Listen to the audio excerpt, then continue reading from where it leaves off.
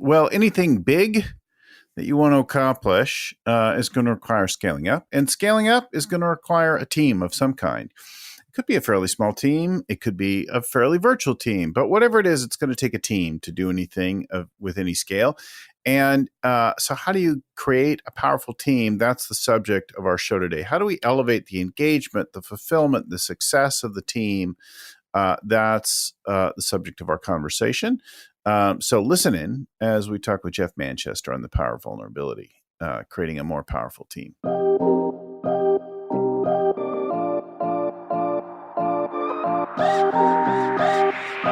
Hello and welcome again to the Scaling Up Business Podcast. I'm your host and scaling coach, Bill Gallagher. So today on the show is Jeff Manchester. Jeff, I believe you're in South Florida today, yeah? I am, calling from sunny Fort Lauderdale. Jeff's another old guy like me. He wrote a book, The Power of Vulnerability, How to Create a Team of Leaders by Shifting Inward.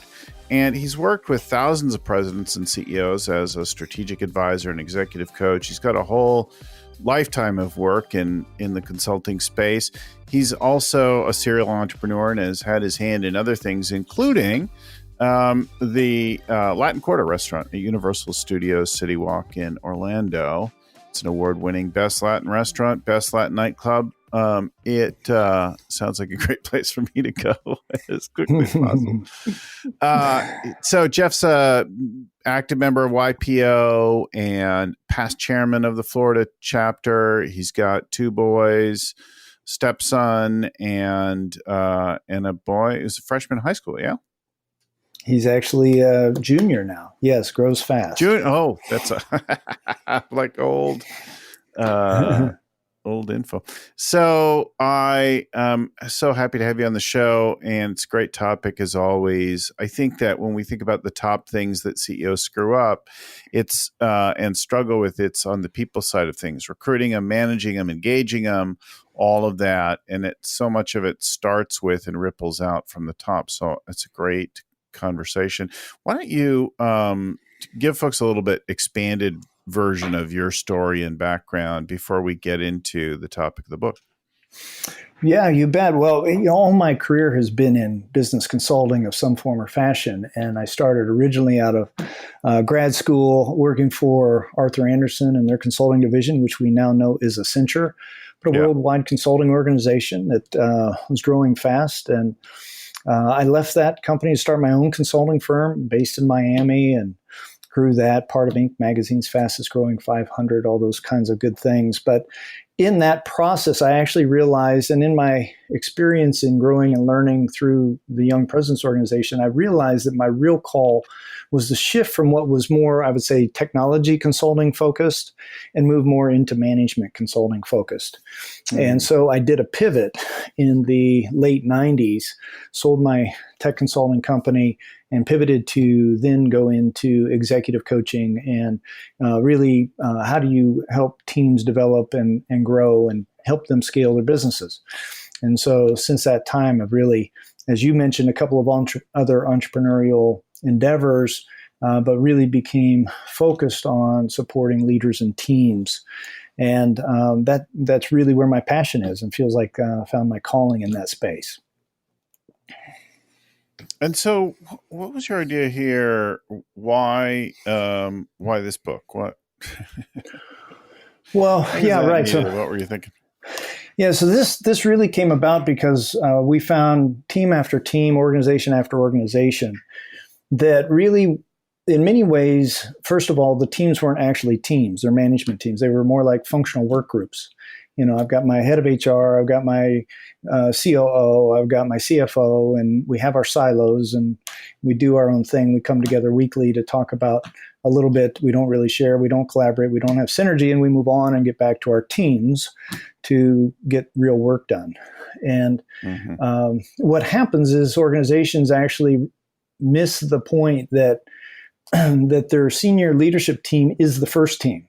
That's the team, and however that team goes, will go the company. And so if that team's dysfunctional or not actually a team, there will be mixed results ultimately for the organizations. And so a lot of that led to the technologies and processes and ideas of how do you break down some of the old walls and barriers of connection and transparency and openness, and bringing in notions around. It's more than emotional intelligence, because I need to know more than what I'm thinking. I need to know how to actually express myself. And so this notion then became important to find a way to become more empowered, empowered in the process for all of us as leaders.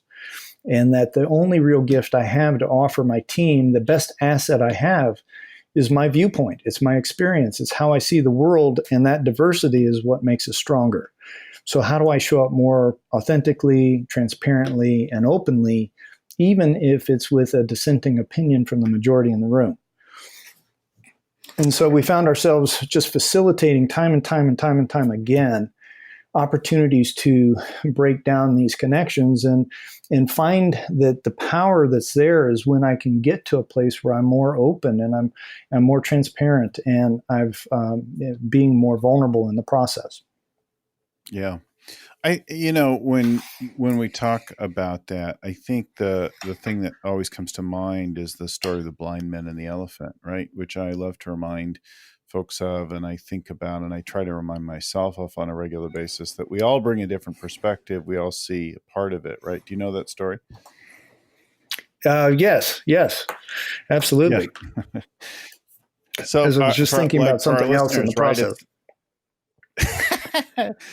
So for our listeners, right, there's this ancient story of bringing 5 blind men to see an elephant for the first time, and they see by touching. So they are arranged around the elephant. One touches the leg and describes it like a mighty tree, and the other touches the ear and talks about it like a leathery hide, and somebody touches the trunk and it's a giant snake, or whatever, on and on like that. And the thing is that they're all valid, they're all right, and yet they're all different. And I think a lot of times we argue for our perspective, and sometimes we're missing the value of the other perspective, or the fact that it may actually enhance the complete picture rather than.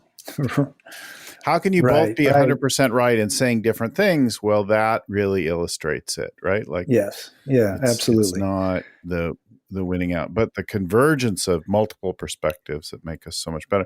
So I always love to tell the stories that illustrate the book rather than explain the concepts. So why don't you start off? You shared a few with us as we got ready to do this with your auto parts distributor, right?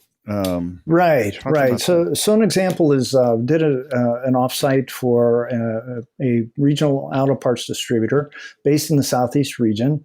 Yeah. And we did a 2-day offsite down in the Keys. And as it turns out, we had 16 of their top tier plus second tier leadership from around the region that were in attendance. And they were doing well. They were doing, but there was something missing. They just didn't feel like they were all hitting on all cylinders, didn't feel like they were all completely aligned around direction, vision, purpose, culture, what's important. There was just something that wasn't clear. And so in the prep work and in interviewing everyone, it became pretty clear to me that there was just a slight miss in alignment around what the core purpose and driver of the organization was, and seemed like a genuine affinity that everyone had for one another and genuine sense of high level trust, but there was just something that wasn't quite aligned. And so that's what the offsite focused on and helped us to drive a deeper understanding around what is the real mission and purpose of the company. What is the core why, if you will, that's driving all of this aside from corporate profits. And when everybody began to connect with what this company was really all about, and the best of the company in terms of stories and the lore of the company, it was the energy became palpable, and you found this deepening of it was almost like the aha moment in the room. Everybody felt it and saw it. And at the end of our 2-day process, they just launched into 18 straight months of record-breaking month-over-month performance that led them into an exit, a year and a half before they thought they would be ready for an exit. And it was just this sense of alignment, connection that galvanized this team to just kill it. Mm-hmm. And so what was happening in the meeting? Like, how did that shift? So it was as they began to connect more deeply around what the company was really all about, and they actually embraced, what was going on. Sometimes, this isn't a marketing pitch if it's actually happening. And so when they were actually able to look at how they were connecting with suppliers, how they were connecting with their clients, how they were treating their customers, how they were, supporting one another, it was inspiring to everybody there. And so it was through that inspiration that they were able to kind of unlock for them what they needed to really feel the alignment and what was crucial. So the crucial became, crucial aspect was to focus on what that why was, and that was going to drive everything. And they just all got it and rallied behind it and never looked back. One of the ways that shift began to happen is I asked them to break up into teams and to talk about what are the stories that represent the best of this company. If you were going to describe something that made you extremely proud or excited or inspired, or why you think that this best represents the best of what we have to offer, what are they? Whether it's impacts with your vendors, whether it was a client-facing connection, whether it was something with an employee. And so they started pulling these stories together, and they then presented these stories to one another. And when you start hearing these stories that where the team came together and helped to pay for the funeral of the husband of one of the wives that worked in the company because they didn't have the extra money after all the medical bills to handle the funeral. Or they came together to go above and beyond to, build a relationship with their UPS vendors and take them run out with fresh ice cold bottles of water and make a difference. Or, just kind of story after story after story where these teams and the CEO had gone truly above and beyond in, inspiring ways. And when everybody started sharing that, you got a palpable sense of what the why was.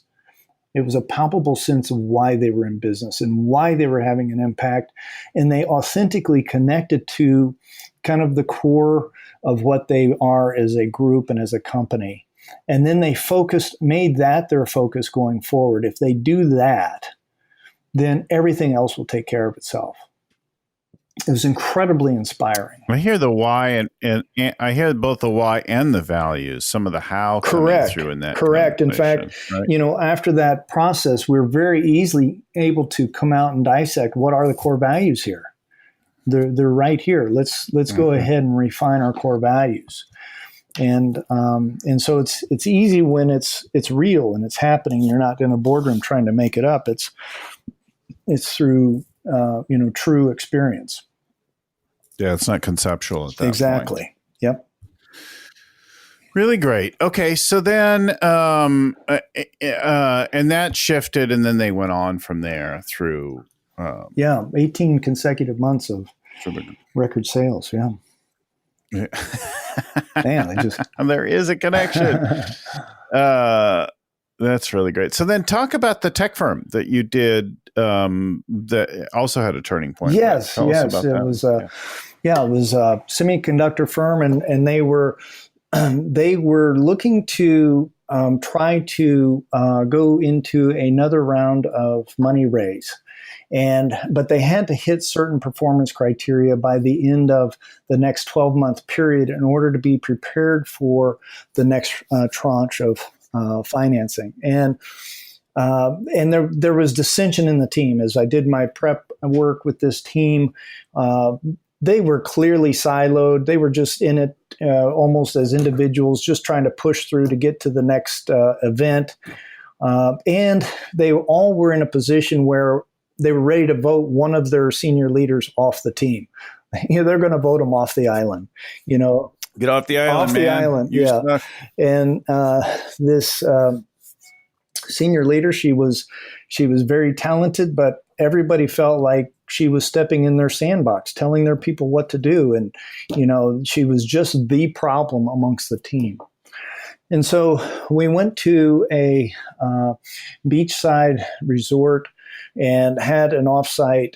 And in this offsite, I asked them to share 5 of the key life-shaping experience that really helped to shape their values as individuals and the person that was in the room. And as they began to share one by one what their top 5 were, you get a really deep understanding of what drives each person and what's important to them, and understanding who they are and a lot about their journey, both ups and downs, because obviously the things that shape us can be at times beautiful, positive things in our lives, and certainly crisis or loss or difficult things that shape us for sure. And so this leader, she went last in the group, and she began to share. And the first most significant life-shaping experience was the loss of her father, and to cancer. And when she was, in her late 20s, the next most significant life-shaping experience was the loss of her mother 3 years later to cancer. The next most significant life-shaping experience was the loss of her brother to cancer 7 years later. The next most significant experience was she herself contracted cancer, only to then have it come back 5 years later. Jesus. And she was now 3 years. This is like a one family cancer. class action suit. Right? Yeah. And so she said, look, I'm living on borrowed time. Yeah. I don't know how much longer I have. I don't have time to go through proper channels to go find the right person to talk to so that something can get fixed. If I see something that is out of place or isn't working the way it should, I'm going to just tell them, do it differently. Mm-hmm. And I'm not trying to step on anybody's toes here. I just have a sense of urgency that with whatever time I have left, I want to make an impact. Mm-hmm. And there wasn't a dry eye in the room. Mm-hmm. And the COO, which happened to be kind of her biggest nemesis, ran up and grabbed her and gave her the biggest hug and said, I so admire and respect you for who you are and what you've been through. And in that moment, the entire team shifted to having a sense of urgency. Yeah. In that moment, they made it okay. We're not here to step on anybody's toes, folks, but if you see somebody doing something that isn't in your department, but it's wrong, it needs to be changed, just change it. Why do we have to go, why do we have to be PC and go find, the VP to tell the director, to tell the manager, just change it. Mm-hmm. And so in that moment, it completely shifted the entire team to take this sense of urgency. And it turned out that not only did they compress the 12-month cycle they thought it would take to hit their earnings, they were able to do it in 6 months. And they're actually able to pull in the funding they needed 6 months early because they had just started coming together and killing performance and collaborating on challenges and issues the way they'd never done before. Mm-hmm. Yeah, that's really powerful. I think there's something there that when we see each other, when we understand where the perspective of the other, then we appreciate the way that they approach the world. And it's not just the personality quirks, it's the core motivations. It's these defining moments and stuff. We're like, oh, that's how come you are like that. Right. That's right. what's going on. That's what's going on here, right? I can now trust your motivations. I understand you. Yeah. And there's so many times we're working with groups. I was working with another group, and And like one of the leaders had been engaged for 6 months. Nobody on the team even knew. You know, we for some reason, so many teams don't connect at a more basic, personal, humanistic level. Mm-hmm. And there, you know, one of the paradoxes of trust is that if you don't know the things that are most important to me, my family, you know, my wife, my dog, whatever those things that are important to me, then I'm not going to trust you because you really don't know me. Mm-hmm. And so, you know, for some reason we've grown up in a place, you know, with lots of our old school notions that we don't share feelings, we don't share personal things in the workplace, and it makes us too vulnerable. The truth is, if we want to build deeper levels of trust and collaboration and openness and synergy, that we have to share more about who we are and what drives us. Yeah. Well, I it's funny because I can think of multiple client examples that are related to the first couple stories that you shared there, and I remember working very hard with one team. I had to call out, guys, you're not on the same page. I'm sorry. I hate to break this to you and to like go to, but there's no point in talking more about these issues and situations and moves and things like that because you're like coming at it. There's a lack of trust and affinity.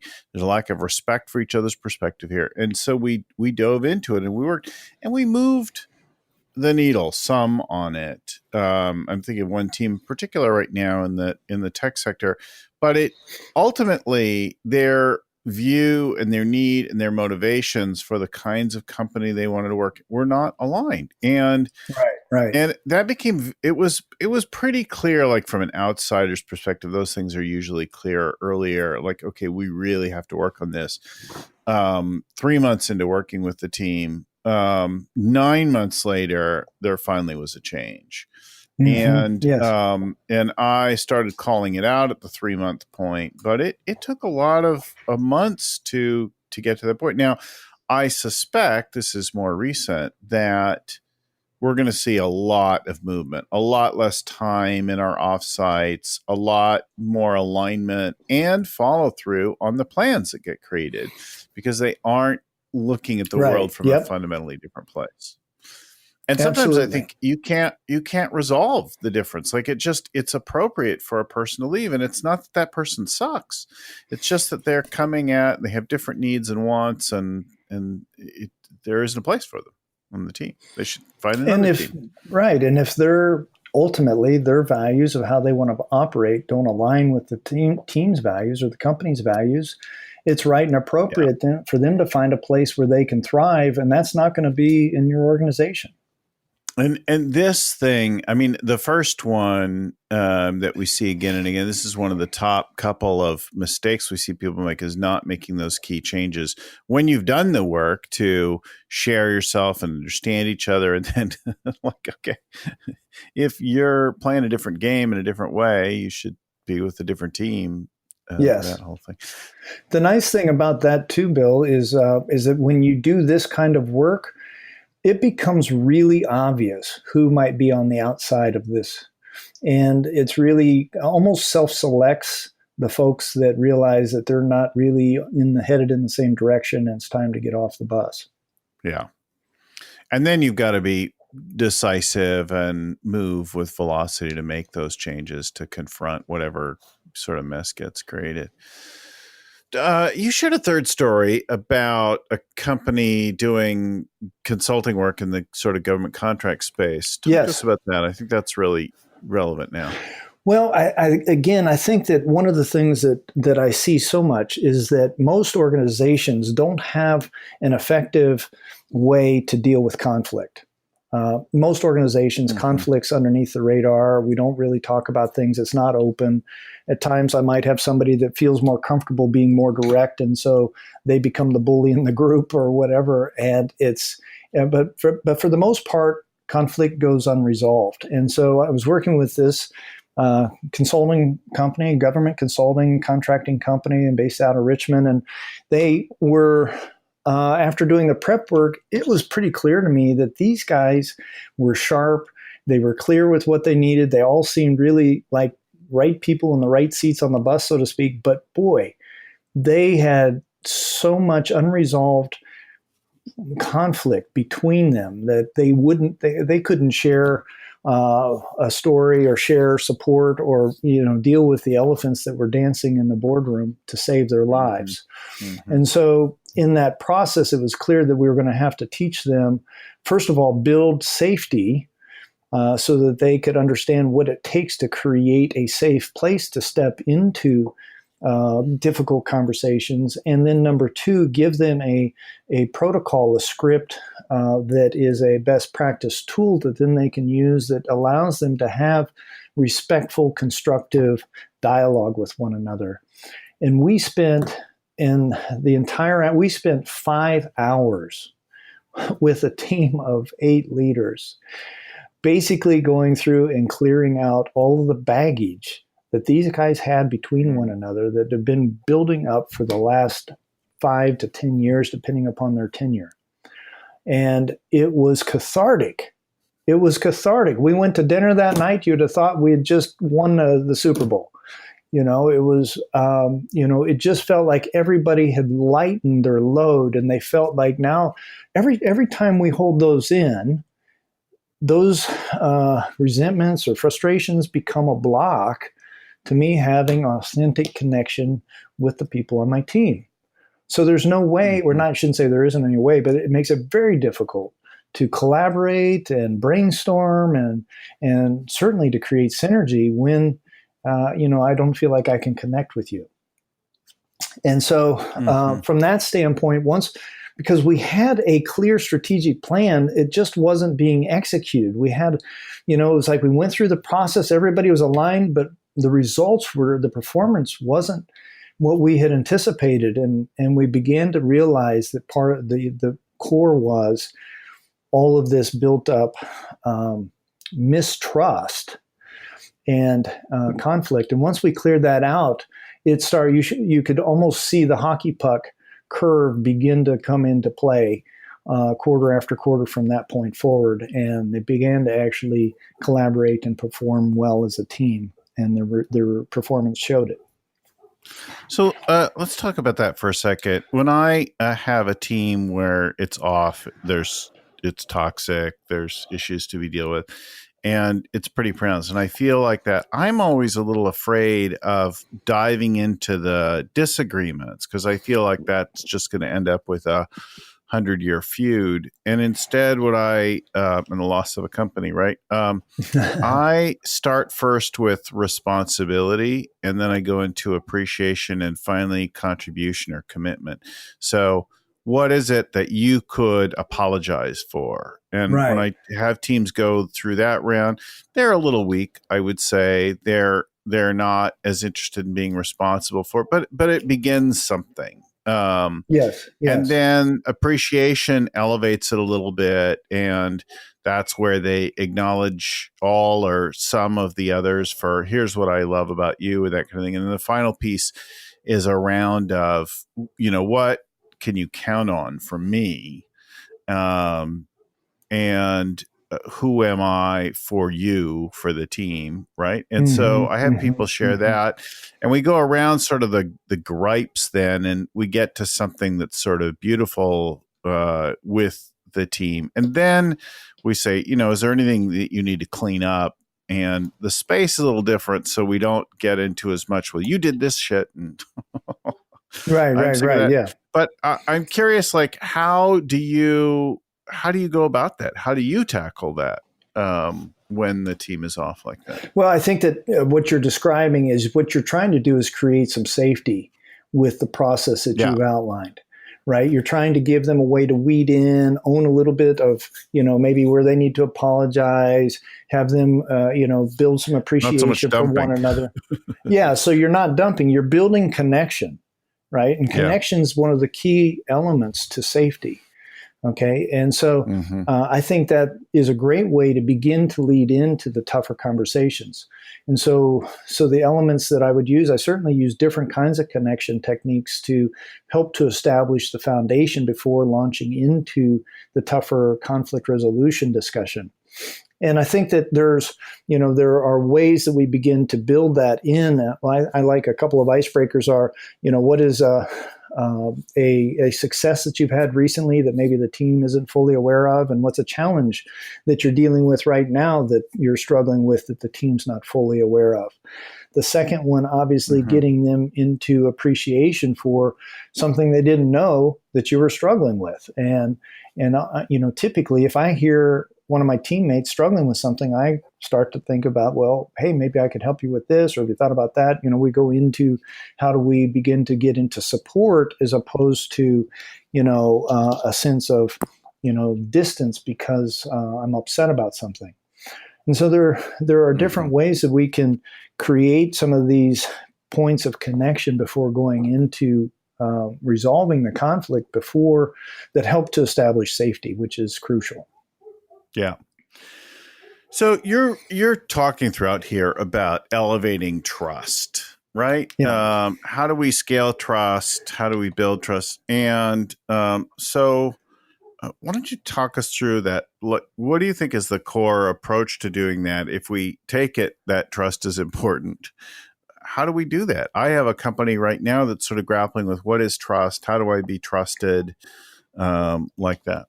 Yeah. So, I like to tell my clients that trust is the most important asset of the organization. And it's one of the few assets of the organization we have complete control over, meaning I can invest more and more in my connection and the trust within the team. I can't control the economy. I can't control our president's tweets at 2 a.m., but I can have some control over my investment in my team. And so I can make a significant contribution to the investment that's needed to establish the trust in the company. And so trust, as we know, is, it's not like, Bill, if I give you my iPad, do I think you're going to steal it? Right? Because I think that I trust you enough to know that it's still going to be there at the end of the day, or you're going to give it back. Trust in the corporate How little setting. you know me. I know where you live, so I'll hunt you down. That's okay. Trust in the corporate setting is: do I trust your motivations? Do I trust where you're coming from? Do I trust, most importantly, that I can share something that is maybe a dissenting opinion or value or belief and not be rejected, still be accepted? That's what trust in a corporate environment actually means. Yeah. And so we necessarily have to find ways to be more, go through different kinds of exercises that allow us to be more transparent and open. As I mentioned, maybe these, 5 key life-shaping experiences, I understand where you're coming from. I now understand your motivations. I understand why you're, telling my people what to do. And I won't take it so personally now. But if I don't know those things about it, I'm going to take it personally and want to vote you off the island. And so these become critical to deeper understanding. When I understand your journey, it helps me. I actually develop a sense of care for you. It's like I care about what's going on with you. I care whether you're, having, a tough time with a difficult teenager, or, you're separated from your wife. I care in those settings because I now know who you are. If I don't know you, then that there's a huge gap. And so I think that's why this is important and at times urgent, depending upon where the team is. And, we talk about trust. This is scaling up. We help our companies scale. And, I tell my clients, if you want to scale your company, you have to scale trust. It's not just a trust between the senior leadership team. It has to be a cultural focus that becomes something where we are all intentional and protective over, how we operate, so that we protect trust. Because as we know, it's, it doesn't take much to cause a problem with that. Well, so what I hear you saying, like, if I want to build trust, right, I need to give trust. Yes. I need to trust others, and I do that when I open up and I share myself. And then I need to earn trust. And when I listen with compassion and caring to your story, then I earn trust. And then beyond the sharing of personal stories, which is a key way that we do it within a team, there's building that. So I give trust and I earn trust, and both of those are the ways that we build that trust over time. It's not simply that I keep insisting you can trust me. Yes, correct. And the earning of trust, it also comes into play obviously when I do what I say I'm going to do. We all are kind of holding each other accountable at some level to make sure we're accomplishing and doing those things, and that's another way that we earn our trust. And trust is also created as we share experiences together. So the highs and lows of our business is going to allow us to create trust. Going out for a company function where we're supporting, a local orphanage is a shared experience of giving back to the community that we will build off of and help to grow and deepen our trust. So all of these shared experiences add to our opportunities for us to really make meaningful deposits in the trust bank. Mm-hmm. Well, and through all this, I hear a deep investment and concern, caring for the dynamics of the team, the other players, the way we are working together, like that whole thing, right? Yeah, it is an investment. As we know, we're looking for rhythms of connection, and what we want to do is just be more intentional about building in connect points that allow us on a frequent basis to establish connection and opportunities to build some trust as we're going into our weekly meetings, opportunities then in our monthly or quarterly offsites to be able to establish time specifically devoted to that.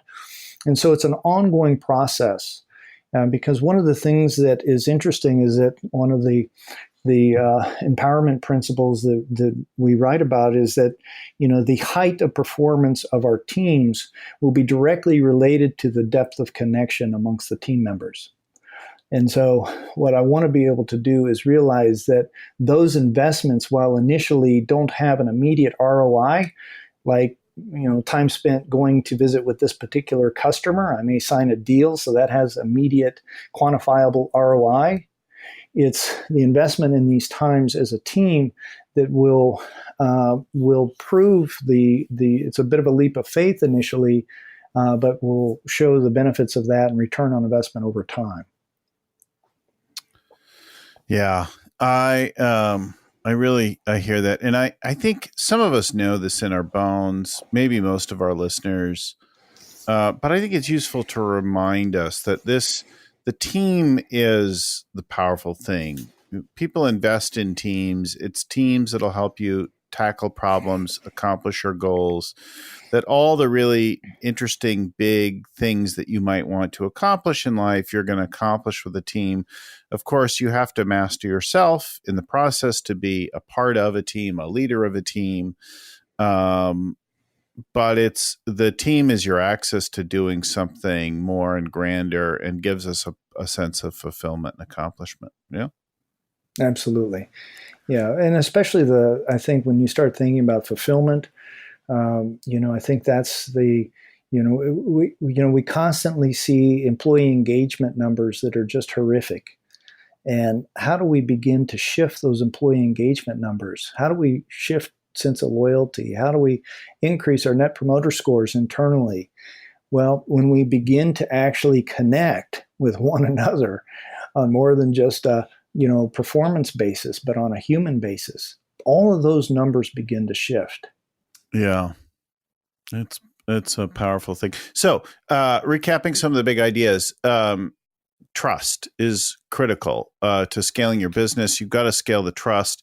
You're investing in the team, and it's going to take sustained effort over time, an ongoing process. It needs to be part of that culture to foster the team, a healthy team dynamic, right? And yes. Yep. there's this notion that you put forth in the book of empowerment, where in order to invest in the team, to build that trust, we've got to be open and transparent. We've got to share that. We've got to create an environment where other people can share that.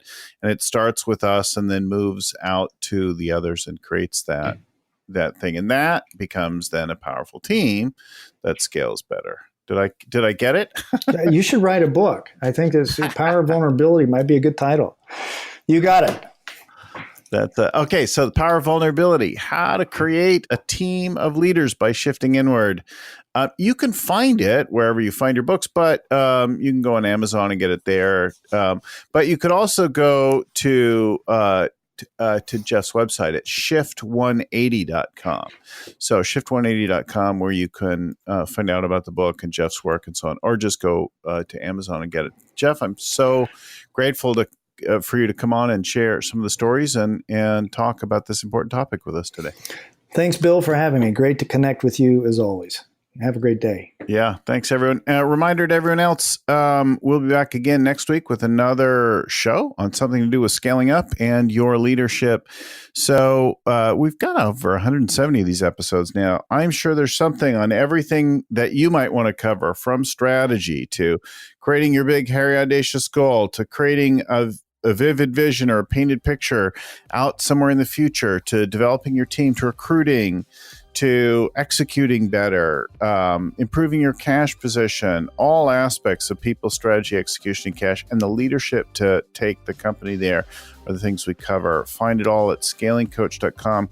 Free downloads of the tools and the shows that you can get there, as well as a free copy of the Scaling Up book. If you want a copy of our book, I'll send it to you for free. Just pay the shipping and handling. Be my pleasure. So thanks, everyone. We'll talk to you again next week. Well, big thanks to the original growth guru, starter of all things Rockefeller Habits and Scaling Up, Vern Harnish. This show was produced by Lucy Summers, and the audio production was done at Podfly Productions. Our audio editing is done by Albert Burge. The show notes are compiled by Ann Codina and proofread by Tim McGowan. If you love the show, please share it, pass it along to somebody else. Like it, subscribe to get our shows every week. And if you're moved, we would love it if you would give us a positive review on iTunes or wherever you get your podcasts. You can let us know the parts that you love. Give us feedback. Tell us what you want more of. Send an email to info@scalingcoach.com. Thanks again for listening. Keep scaling up.